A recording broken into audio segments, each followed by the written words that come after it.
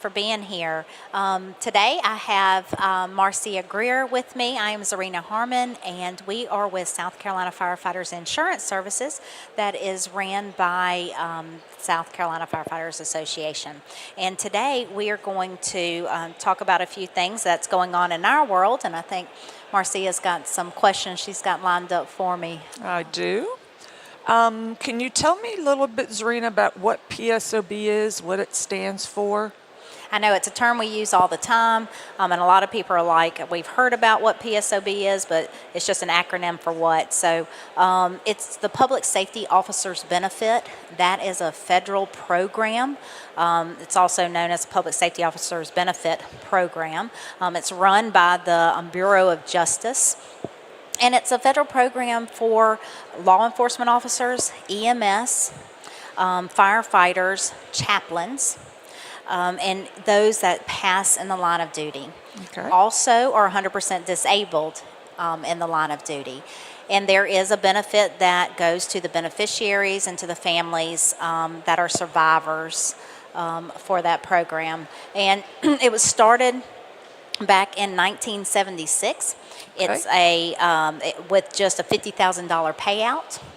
And today's, in 2026, it is $461,000 to the surviving families of those that have passed in the line of duty. That's a significant amount of money. It is. We call it life-changing funds, and to help those families. We know it doesn't replace your loved one, but it does help going forward. Okay. Well, there was a new legislation passed with PSOB. Can you tell us a little bit about that? So the way the program works is that if back in 1976, and I can work our way up through the years. Basically, 1976, it was the direct and proximate cause from an injury led to death would be how you would qualify for that. And that would be whether you're EMS, firefighter, or a law enforcement officer. And of course, we help facilitate all of those claims for families on the fire side. And of course, if any other agency needs it, they can reach out. And so it was not until 2005 that the Hometown Heroes Act was passed to add heart attack and strokes to that legislation. And now that that entailed, it even brought training into the scenario for the fire service and law enforcement. So if they're undergoing training and they had a heart attack or stroke and died, we consider that now in the line of duty. So 2005 forward, a lot of amendments have been changed. The law has tweaked itself to even look at what recruits look like. If you have somebody new coming on, and they've only been maybe with the department for 2 weeks, or they are in recruit school. So it expanded to be able to encompass all of that and to have different definitions over the years. And so the newest legislation was passed in December of 25, and it was basically called Honoring Our Fallen Heroes Act of 2025. And this included cancer into the legislation. And so the current law now will add cancer, deaths, and disability to be able for those families to be eligible for the benefit. So we know that with cancer, there are known carcinogens that have these individuals have been exposed to, and now are going to be paid out the benefit, just like it was the proximate and direct cause of an injury that led to death. So we're helping families and departments go through that. In 2021, you know that the state passed its cancer legislation, and so we really have mimicked, or the federal government sort of mimicked our state, and along with other surrounding states, you got to be a member of a fire department continuously for 5 years, or you have to be, once you meet that eligibility of 5 years, then you can be terminated, separated, retired 15 years from point of diagnosis. Which is different than the Which state. is different, yes, exactly. So ours is 10 years. Federally, you have 15 years. Okay. So not only did everybody from July of 2021 qualify, those families are eligible now who had people pass away from cancer that got our state benefit. Right.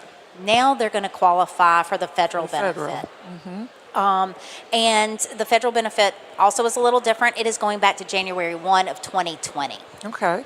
So we're going back that far. We have hired somebody in our office that works with us to reach out to those families and those departments to let them know that we believe their individual who is now fallen hero from cancer is going to be eligible for that federal benefit. Okay.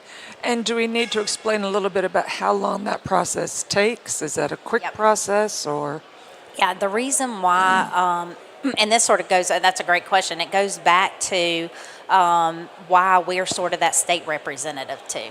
So back when Charleston 9 happened, probably 2 weeks before that, we took our first class to learn how to deal with this legislation. So they had a grant program going from the NFFF, the National Fallen Firefighters Foundation, got a grant, and they were trying to reach every state to have this class, to teach somebody, to have some state representative be able to help families, basically be the liaison between the Bureau of Justice and South Carolina or any other state out there. And so Charleston 9 happened. We were able to really immerse into that and start helping and filing our first claims. And now we've been doing that for 20 years, you know.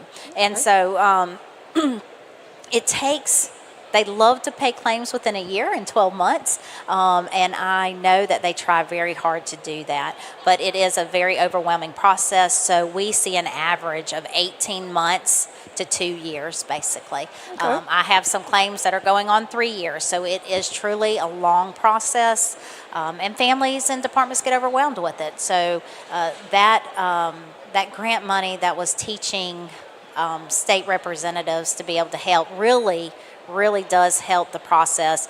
It allows us to be assigned a caseworker and work with that caseworker, and that way the departments have somebody they can go to, and we can then, you know, filter all that information through. So we're sort of that middle person, but also we understand the process. We can help them out a little more. Yeah, and I think that's really good because you don't want the family who's overwhelmed already not to have someone to contact. So the fact that you mainly are the one that does that work through that program with them, I think that's a wonderful thing. Can you tell me how we became the state representative for PSOB, how the association got involved? Yep, so the association, and this goes again back to sort of that class that we were in. We took that class, we said, hey, we thought this was something we wanted to do. We have a LAST team, which is a local assistance state team that was doing funeral side. So when we had a line of duty death, we were actually going and responding if departments needed us to put those line of duty funerals on. And it just was a natural fit to have the PSOB program become part of that. And we said we thought we would want to do that for them. Right. And we on the insurance side were already doing death claims for families. We were already, you know, working with those families and departments to file other types of claims. And it just became a good fit for us. So we started getting trained, and we do yearly trainings to keep up with the new legislations that are passed and how they want all this stuff to go through. So we got deemed to be the state representative, and so we've been doing that ever since. Well, that's good. So just to make clear, though, they do not have to have the state benefit, death benefit, and not qualify for PSOB. They could do both. Yep. Or if they did not receive the state benefit and passed away later, then they would still get the PSOB. Yeah, and we're actually seeing a lot of that now, you know, because our state benefit, since it's only 10 years out from diagnosis, and the federal legislation is 15 years. So we're finding those people who fell in that gap of either from January 1 of 2020 to July 1 of 2021, where we don't know who passed away. We're actually asking our members and been trying to go around all the departments. You know, you and I traveled to departments to try to let them know that spread the word. If you know somebody that you think is eligible, get them to call us. We can find out very quickly if we feel that they're eligible by seeing what is on the death certificate. It does boil down to that death certificate as well. It needs to be the primary, does need to be cancer on that for death claims. Disability claims are a little different. You do have to be 100% disabled from that cancer at the time that you put in. Yeah, we can, if we see a death certificate, we see a diagnosis and pathology, we can definitely let you know that we believe that it's going to be qualified and paid out.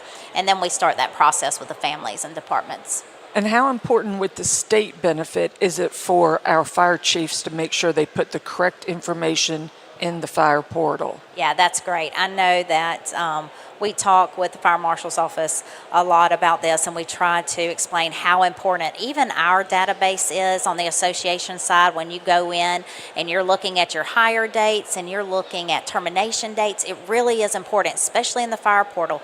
That certificate of employment association that's in there, I know those things are going to be changing going forward, but it is really important to put it, the correct date. Yes. It goes down to days, as you know. You file all those state cancer claims right now and have been doing it for the last few years. If they're a couple days off, you may think, yeah, we got hired January sometime, and it was really, January 15th, but you may have put January 30th because it's when we're all 15 days, and Right. that could throw somebody off for not being eligible of their meeting their 5 years or right. being terminated. Termination dates are really important because that's what starts the clock. So any of those things, it really has come down to, as you know, just a month to Making weeks of people being eligible. And we're going to do whatever we can to make sure that that number Right. was correct. If we think it's some generic number that may have been put in there, or date in there, we reach out to the departments Exactly, yes. and make sure. And you do very well at that, trying to make sure that we're not going to miss anything to get them covered. So. Well, moving on from there, how do you think we can reach our members with more information about the association and the legislations that are passed Yep. and things to that nature? Yep, you can always visit us on our website at www.scfirefighters.org. You can go to firehero.org. That's the National Fallen Firefighters Foundation. They have a ton of information on this new legislation, specifically the PSOB. And then, of course, PSOB.gov. They have the law there. They have everything that you need to know about the new legislation, and then going back to 1976. And so, yeah, visit those websites. You can call us. Marcia and I love coming to Come to departments. Please, if you have a need or just want to know about your association benefits and what we can do for you, call us. We'll come visit. We'll sit down. We'll do 3 days on all shifts, or we'll just come do a night meeting if volunteer department. But we love doing that and visiting with our members. We do. We love to get that information out, so everything we have is available, and we want you to know about it. So just reach out to us any day. Yep. We'll get it worked out. That's right. And the only other thing I wanted to just touch on, and this is something that we talk about a lot in our office, is about beneficiary forms. Yes. There is a beneficiary form for this PSOB, but the payout is very specific on who is an eligible qualifying beneficiary. Okay. And so you can find that on our website as well. You can find it on psob.gov. But it's so important when we talk about beneficiary for It all is. the association benefits. Yes. You're going to have one for us. You're going to have one for retirement. You're going to have one for any local benefits or your departmental benefits that you have. It is so important to keep up with those because in South Carolina, that's what we're going to look at.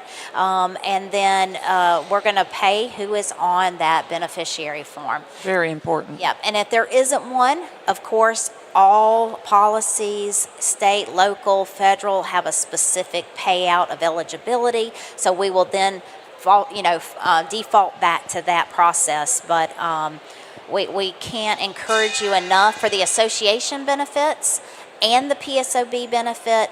you are to keep those on file with the department. Okay. Now, if you are a retiree, our database system at the association can now keep your beneficiary forms on file with us as a retiree. But if you are still active, whether that's volunteer or career, we need you to keep those at the department level. And if you've been a member and signed your beneficiary form years ago, and you've had some kind of change of lifestyle, maybe a divorce, maybe marriage, make sure you update that, because we do not want to pay an ex-spouse Right. for a current spouse that is Yeah. there. So Yeah. it is important that you do keep those beneficiary forms up to date for us. Absolutely. It makes that process a lot easier on everybody. It does, yes. But no, I think that's great, and I appreciate the time to be able to talk about the PSOB and all the new legislation and currently ours. So thank Yep, you. so Thank you all thank for you. being here. Hope you have a great week.